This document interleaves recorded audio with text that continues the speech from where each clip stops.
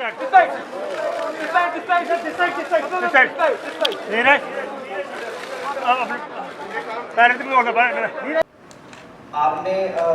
Last throw जो था आपका 6th थ्रो, उसके बारे में आपने कुछ बोला था कि मैं एकदम ब्लैंक हो गया था, क्योंकि शायद आपको मालूम था कि शायद क्या कंफर्म ही था कि गोल्ड हो चुका है, बट उस रनवे पे जो आपकी माइंडसेट था उस टाइम पे, क्योंकि आपको मालूम था बैक ऑफ द माइंड पे गोल्ड हो चुका है, उसको अगर थोड़ा सा एक्सप्लेन करेंगे डिटेल में तो बहुत अच्छा लगेगा।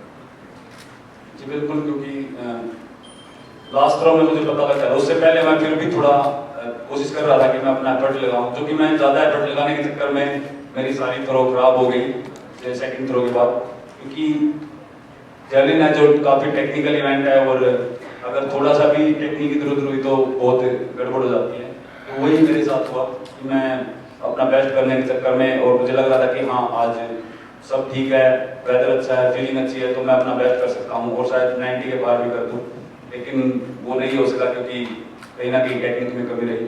लेकिन लास्ट थ्रो में जब मुझे पता लगा कि हाँ मेरा गोल्ड कंफर्म हो गया है, और मैं जब थ्रो करने के लिए जा रहा था तो समझ में नहीं आ रहा था क्या करूँ। वैसे मैं जब रनवे पे खड़ा होता हूँ तो मेरा पूरा कॉन्सेंट्रेट थ्रो में होता है, लेकिन उस टाइम जो था एक माइंड में एक चीज़ आ रही थी कि गोल्ड कंफर्म हो गया, मैं बस ऐसे फ्लो में भागा और मैंने थ्रो कर दिया, लेकिन वो थ्रो जो बीच में सारी थ्रो थी उनसे काफ़ी अच्छा था, वो शायद 84 कुछ था, तो बस वो सिर्फ फ्लो में किया मैंने, कुछ ज़्यादा उसमें ऐसे माइंड में नहीं था कितना एफर्ट। ये बेस्ट परफॉर्मेंस हमारा का रहा है, जो हमने 2 ओलंपिक जीते, इस बार 7 जीते।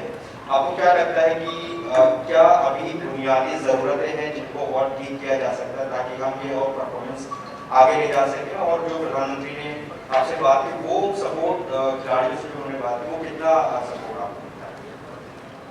बहुत अच्छा लगा जी, क्योंकि एक खिलाड़ी वहाँ पे खेल रहा है और देश का प्रधानमंत्री हमको मतलब हमसे बात कर रहे हैं हमारा गेम होने के बाद, तो उन्होंने सिर्फ मुझसे ही नहीं बाकी मेडलिस्ट को और वुमेन हॉकी टीम से ही बात की जिन्होंने मेडल नहीं जीता, लेकिन बहुत ही अच्छी परफॉर्मेंस वहाँ पे दी। तो ये बहुत ही बड़ी बात होती है कि देश का प्रधानमंत्री खिलाड़ियों को इतना सपोर्ट कर रहा है, और मुझे लगता है कि बहुत ही धीरे धीरे करके हमारा जो स्पोर्ट्स है वो बहुत इंप्रूव हो रहा है। और सबसे बड़ा जो कारण था इस बार परफॉर्मेंस अच्छी आने का वो ये था कि जो खिलाड़ियों के मन में जो एक बात थी, मैं काफ़ी एथलीट्स से मिला, जितने कोरोना की वजह से सबसे नहीं मिल पाए, लेकिन जितने भी अपने इंडियन एथलीट्स से मिला, तो इस बार कुछ भी किसी के मन में नहीं था कि हाँ हम यहाँ पे आए हैं, सेटिस्फेक्शन नहीं थी कि पार्टिसिपेट हुआ है, सबके मन में कहीं ना कहीं एक मेडल वाली बात थी। तो वो जो एक सोच थी वो कहीं ना कहीं ऊपर उठी है, और मुझे लगता है कि फिजिकली तो स्पोर्ट्स में ज़रूरत है ही, और मेंटली भी बहुत ही ज़्यादा इम्प्रूवमेंट होनी चाहिए, क्योंकि अगर हम फिजिकली फिट हैं और मेंटली कहीं ना कहीं हम वहाँ पे घबरा जाते हैं तो बहुत ही एक हम अपना परफॉर्मेंस अपना वहाँ पे नहीं दे पाएंगे। तो मेंटली और फिजिकली दोनों ही बहुत फिट थे इस बार, इसलिए मतलब कई बार आपने देखा हो कि वुमेन हॉकी टीम हार गई थी, मैन हॉकी टीम हार गई, लेकिन फिजिकली भी और मेंटली भी वो बहुत स्ट्रॉन्ग थे, उनकी टीम बहुत स्ट्रॉन्ग थी, तो वो उन्होंने फिर दोबारा बहुत अच्छा कमबैक किया। तो ये बहुत अच्छा रिजल्ट रहा अपने इंडिया के लिए, और मुझे लगता है कि आने वाले ओलंपिक्स में या गेम्स में और बेटर होगा इससे। You been the star. Can you talk about आप अपनी कोचिंग के बारे में थोड़ा सा बताएंगे? डॉक्टर क्लॉस ने जो आपको कोचिंग दी उससे आपको फायदा हुआ, कितना मुश्किल था कोच बॉन से स्विच करना डॉक्टर क्लॉस की कोचिंग? जी देखो, जितना मैंने कोच हुए उनके साथ काम किया वो भी मेरे लिए एक, मैं मानता हूँ कि मैं उनकी रिस्पेक्ट करता हूँ, वो भी मेरे लिए बहुत अच्छा रहा, क्योंकि उस साल मैंने कॉमनवेल्थ और एशियन गेम्स में गोल्ड जीता। और जो ट्रेनिंग चल रही थी मुझे लगा कि कहीं ना कहीं जो टेक्निक है और जो ट्रेनिंग जो स्टाइल है उनका थोड़ा सा डिफरेंट था, लेकिन साथ में क्लाउस भी थे, क्लाउस बार्टोनी, और उनके साथ मैंने थोड़ी देर ट्रेनिंग की, तो मुझे लगा कि इनका ट्रेनिंग प्लान जो है मेरे साथ बहुत अच्छे से हो रहा है। और फिर बस मैंने कोच को उनसे बात की और उनको बताया कि मैं कोच क्लाउस बार्टोनी के साथ ट्रेनिंग करना चाहता हूँ, और उन्होंने सर ने बाकी सभी जो एथलीट्स से अनु रानी, शिवपाल सिंह, राजेंद्र सिंह, उनको ट्रेनिंग करवा रहे थे, और मैं और रोहित यादव हम बड़े आराम से क्लाउस बार्टोनी के साथ ट्रेनिंग कर रहे थे, और उनका जो ट्रेनिंग प्लान है मुझे बहुत सूट कर रहा है। जो ट्रेनिंग प्लान बनाते हैं वो एक एथलीट की बॉडी को देख के और एथलीट को कैसे वर्कआउट की ज़रूरत है। और सबसे बड़ी बात, उनके पास बहुत ही पुराना एक्सपीरियंस है, वो बहुत एथलीट्स के साथ काम भी कर चुके हैं, अलग अलग कंट्री में काम कर चुके हैं। और मुझे लगता है कि वो एक्सपीरियंस जो उनका था वो बहुत काम आया है। तो मैं थैंक यू करता हूँ फेडरेशन का कि उन्होंने उनको बुलाया और इतनी वो उनको सिखा रहे हैं और आज हम गोल्ड मेडल जीत गए हैं। Thank you Kanan. Neeraj, hello, पास में रखो। Hello, yes.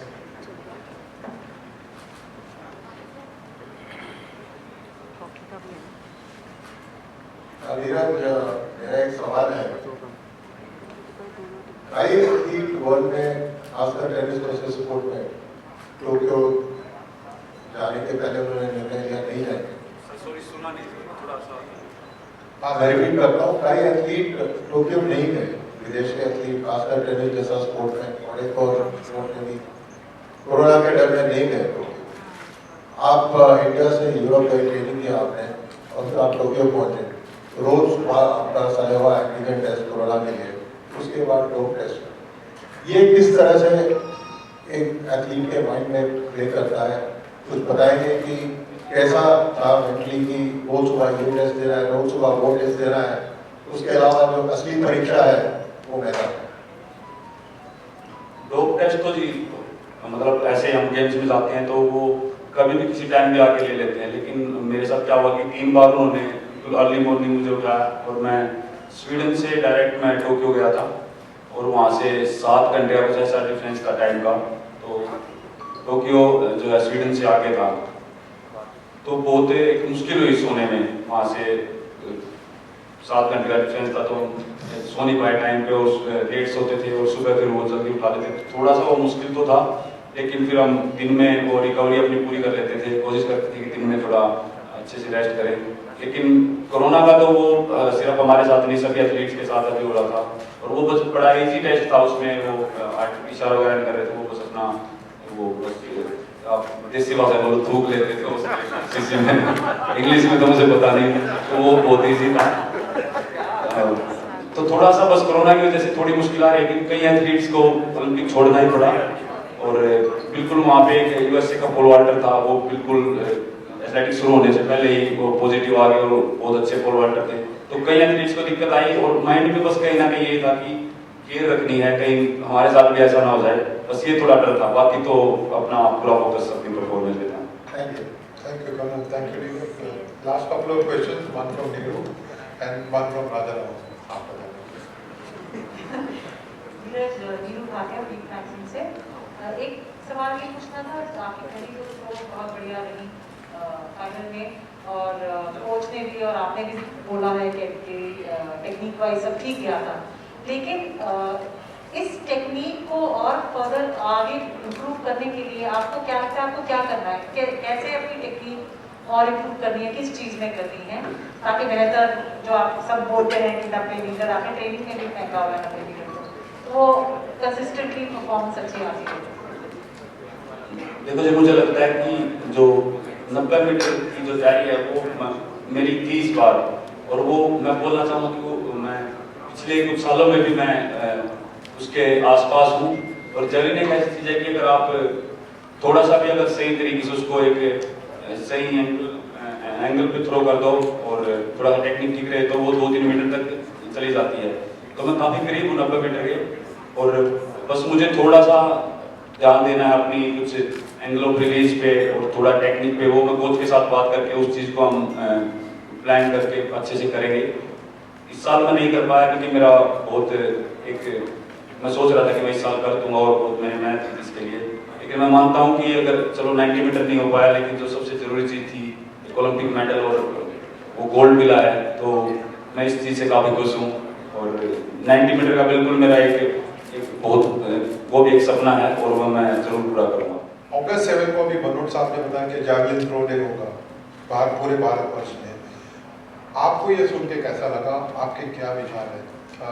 जैवलिन को याद रखने का, आपकी उपलब्धि को याद रखने का ये बहुत शानदार तरीका है, आप क्या समझते हैं इसके? जी मैं बिल्कुल, ये सुन के बहुत ही अच्छा लगा। मैं सबसे पहले धन्यवाद बोलूँगा सर का भी और एथलेटिक्स फेडरेशन ऑफ इंडिया की, एक उन्होंने एक ऐसी चीज़ एक मेरे दिन को एक ऐतिहासिक बनाया है। और मैं मानता हूँ कि मैं अपने आप को बहुत ही एक भाग्यशाली मानता हूँ कि मैं एक इंडियन स्पोर्ट्स में, एथलेटिक्स में, खासकर जैवलिन थ्रो में एक मैं वो ऐसा बन पाया कि बाकी जो बच्चे इस गेम में आना चाहते हैं और उनको ये सोचने का वो नहीं मिला है कि यार पता नहीं हमारा इसमें करियर कैसा होगा या फिर हम क्या कर पाएंगे, क्योंकि उनको अभी सर ने बताया कि अभी कंपटीशन होंगे, जैवलिन भी मिलेगी, सभी फैसिलिटी मिलेगी। तो मैं बहुत खुश हूँ जी मैं कि जो बच्चे करना चाहते हैं उनके काम आया, और मुझे बहुत खुशी होगी कि और हमारे जो जुनियर एथलीट हैं वो निकल के आए और ज़्यादा हमारे देश के मेडल एथलेटिक्स में। Thank you.